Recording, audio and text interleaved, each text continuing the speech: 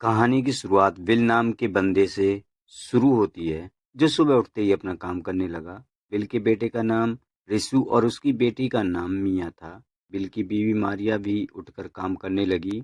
यह पूरा परिवार एक पहाड़ी पर रहता था, इसलिए इनका कोई आसपास पड़ोस भी नहीं था। रिसु उठकर फूलों पर कबर चढ़ाने लगा, क्योंकि आज यहाँ स्प्रे किया जाना था।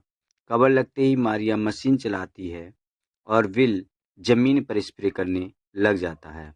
स्प्रे करते करते विल रिसु के साथ कोई शरारत करता है और उसकी शरारत देखकर मिया बेहद खुश होती है। मिया अपने पिता की लाडली थी, जबकि रिसु अपनी माँ का लाडला था।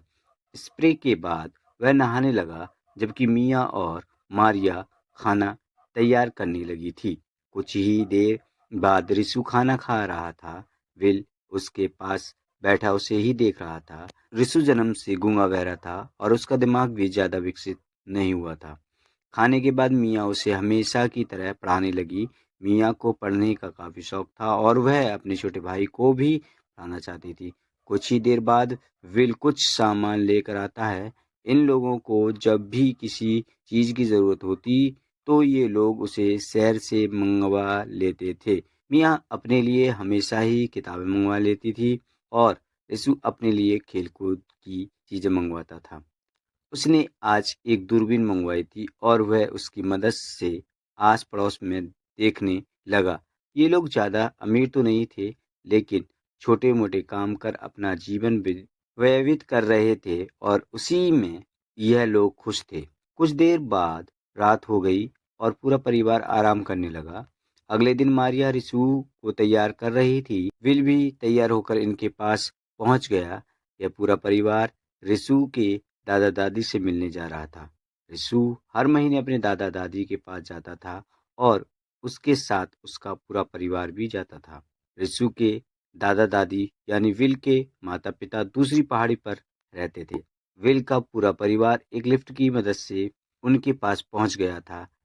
दादी सभी का जोरदार स्वागत करती है और फिर उन्हें खाना खिलाने लग जाती है। दादी मियाँ के पास बैठकर उसका हालचाल जानने लगी थी। जो बातें मियाँ से कर रही थी, लेकिन उसका ध्यान अपने पोते रिसु पर ही था।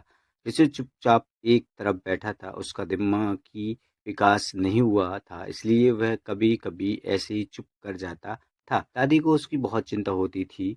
वो मियाँ को बताती है कि तुम्हारे बाप ने यीशु का इलाज करवाने की बहुत कोशिश की, लेकिन कोई भी डॉक्टर उसे ठीक नहीं कर सका। यीशु को चुपचाप देखकर दादा उसके पास आ गया। वो अपनी तरफ से कोशिश करने लगता है कि यीशु उसके साथ खेले। कई कोशिश के बाद वह सफल हो जाता है। यीशु दादा का गिलास लेकर अपने साथ खेलने लगा था। रात को यीशु मियाँ के साथ सोना चाहता था, लेकिन वो उसे दूसरे बिस्तर पर सोने को कहती है। यीशु को आज काफी डर लग रहा था, इसलिए वह मियाँ के साथ सोना चाहता था। अगले दिन विल का पूरा परिवार अपने घर वापस आ गया था। घर आकर मियाँ जूते साफ करने लगी, जबकि रिसु एक पाइप की मदद से आसपास देख रहा था। इसी बीच उसकी नज़र जैसे ही मियाँ पर पड़ी तो वह साला गर्म हो जाता है। मियाँ रिसु की बड़ी बहन थी, इसलिए वह आज उसे देखकर रिसु को कुछ कुछ होने लगा था। रात को रिसु बिल के साथ कार्ड खेलता है और मारिया मियाँ के बाल बनाती है। इसके बाद रिसु मियाँ की गोद में सिर रख लेता है और उसकी गोद में ही सो जाता है। अगले दिन विल एक मशीन से घास काट रहा था। पूरा परिवार हमेशा की तरह काम पर लग गया था। काफी देर घास काटने के बाद विल आराम करने लगा और उसकी जगह रिसु घास काटने लगा। रिसु घास काट ही रहा था कि इसी बीच मशीन बंद हो जाती है। रिसु उसे स्टार्ट करने की कोशिश करता है, लेकिन फिर भी मशीन स्टार्ट नहीं होती। मशीन की चुप्पी ने बिल का ध्यान भी खींच लिया था। वो रिसु को पीछे की रोकना चाहता था, क्योंकि आगे पहाड़ी खत्म थी। इसी बीच रिसु मशीन स्टार्ट कर देता है। वो जैसे ही आगे बढ़ता है तो मशीन धड़ाम से नीचे गिरती है और पूरी मशीन टूट जाती है। मशीन की हालत देखकर विल गुस्से से लाल हो गया था। रिसु भी समझ गया था कि अब उसे बहुत मार पड़ने वाली, इसलिए वह डर कर वहां से भाग जाता है।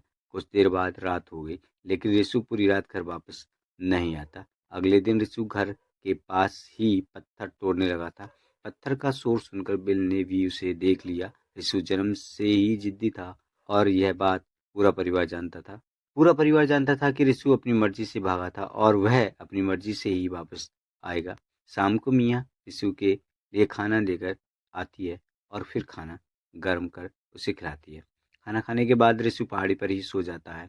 मियाँ उसके लिए गर्म कपड़े भी लेकर आती थी ताकि उसे ठंड से बचा सके।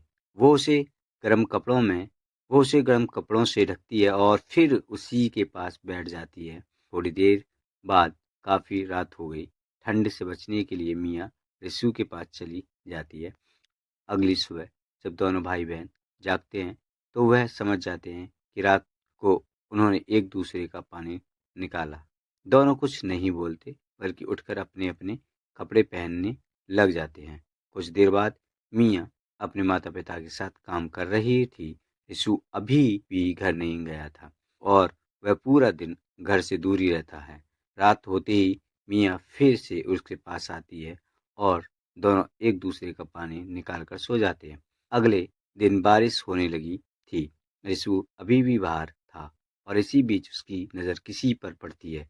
यीशु को लगा कि मियाँ उसके पास आई है, इसलिए वह उसकी तरफ दौड़ता, मगर यीशु ने जिसे देखा था वो मियाँ नहीं बल्कि उसका बाप बिल था। बिल उसे घर ले जाने आया था। बिल का प्यार देखकर यीशु उसके गले लग जाता है। जल्दी ही यीशु घर लौट आता है। वो फिर से शरारत करने लगता था और उसकी शरारतें देखकर मारिया बेहद खुश थी। मियाँ घर में किताबें पढ़ रही थी और इसी बीच यीशु उसके पास आता है।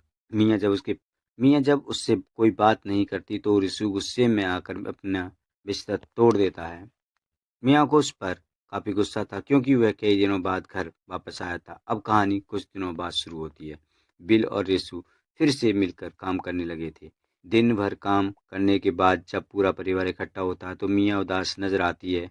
यीशु अपने दादा के गिलास से खेल रहा था जबकि बिल घर का हिसाब किताब देख रहा था। मियाँ किसी से बात नहीं कर रही थी। घर वाले जब उससे उदासी के कारण पूछते हैं तो वह थकावट का बहाना बनाकर सोने चली जाती है। अगली सुबह मियाँ मारिया के साथ काम कर रही थी जबकि रिशु बिल के साथ काम कर रहा था। रिशु ने आज नए कपड़े पहने थे इसलिए वह काफ़ी खुश नजर आ रहा था। बिल ने रिशु से अपने पुराने कपड़े दिए थे और उसके कपड़े रिशु को पूरे फिट आ गए थे।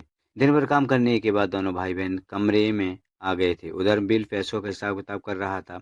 वह एक टीवी खरीदना चाहता था और वह उसी के लिए पैसे जोड़ रहा था। दूसरी तरफ मियाँ की आंखों से नींद गायब थी।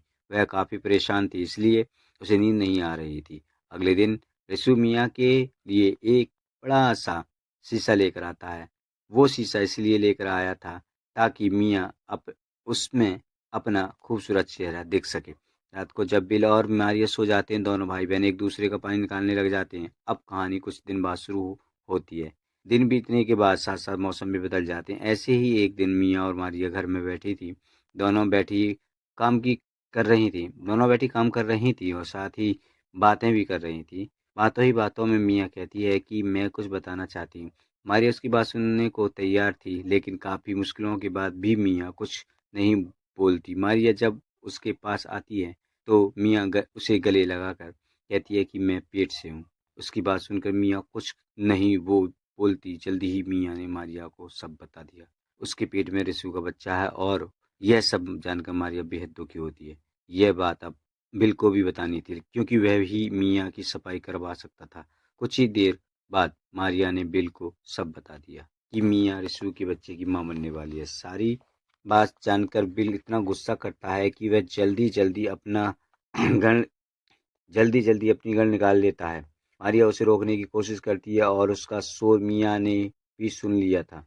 बिल जल्दी गन से गोलियां डालता है। मारिया उसे रोकना चाहती थी लेकिन साला बिल अपने दोनों बच्चों को मारना चाहता था।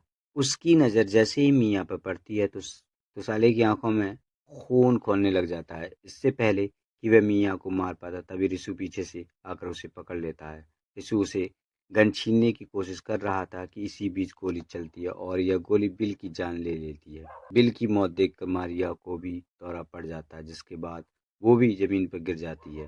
दोनों भाई बहन ने कभी सपने में भी नहीं सोचा था कि उनके कारण उनके माता पिता की जान चली जाएगी। जल्दी ही दोनों ने अपने माता पिता के फ्यूनरल की तैयारी कर दोनों अब उनकी मौत के बेहद दुखी थे। लेकिन अब लेकिन अब वह चाहकर भी कुछ नहीं कर सकते थे। सुबह होते ही रिशु जब कब्र बनाने लगा। अब कब्र बनाने के बाद दोनों भाई बहन पहले कुछ रीति रिवाज करने लगते हैं, फिर उसके बाद अपने माता पिता को दफन कर देते हैं। कहानी के आखिर में दोनों भाई बहन पति पत्नी की तरह रहने लगे और मिलकर घर के काम करने लगे। इसी के साथ इस कहानी का यही अंत हो जाता है। हमारी वीडियो देखने के लिए बहुत बहुत धन्यवाद। अगर आप ऐसी वीडियो के दीवाने हैं तो प्लीज़ चैनल को ज़रूर से सब्सक्राइब कर लें। अगली वीडियो में अगली वीडियो में फिर से हाजिर होंगे, तब तक के लिए चाहेंगे इजाज़त।